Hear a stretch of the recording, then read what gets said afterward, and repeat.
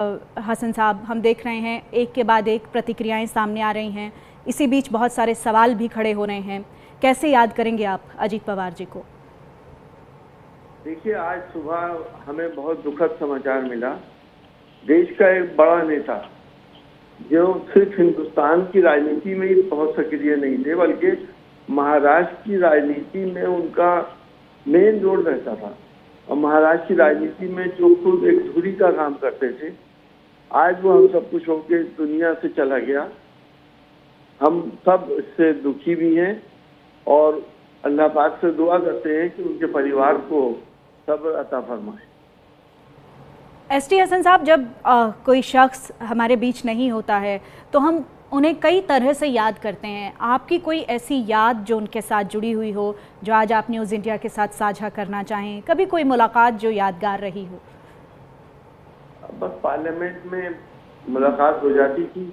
अब जब हमारे ये आते थे, बहुत ही अच्छे व्यवहार किया और सबसे बहुत झुक के मिलते थे, प्यार से मिलते थे। वैसे ऐसी कोई खास मुलाकात मेरी नहीं रही, लेकिन फिर भी मुझे वो जानते थे नाम से और मैं उसकी बहुत इज्जत करता था, क्योंकि शरद पवार जी के साथ थे और सेकुलर फोर्सेस को हमेशा इन्होंने बढ़ावा दिया। जी, एसटी हसन साहब, जब इस तरह के हादसे होते हैं तो बहुत सारे सवाल भी उठते हैं। जैसे अभी ममता बनर्जी को हमने सुना, वो कह रही हैं कि इस हादसे की जांच होनी चाहिए। बहुत से लोग इस तरह के सवाल भी उठा रहे हैं। देखिए, जब भी कोई ऐसा हादसा होता है जिसमें इंसानी जानें चली जाती हैं, तो उसका एक एंगल ये भी देखा जाता है कि किसी ने करा तो नहीं किया, कोई साजिश तो नहीं की। वो तो इंक्वायरी होती है और इंक्वायरी में साफ सब पता चल जाता है कि भाई क्या वजह थी, ऐसा क्यों हो गया।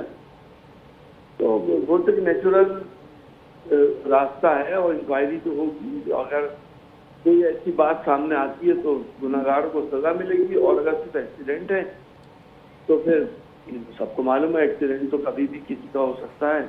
किसकी लापरवाही से हुआ, क्यों हुआ, ये देखने की बात है। कोहरे की वजह से हुआ या और कोई बात।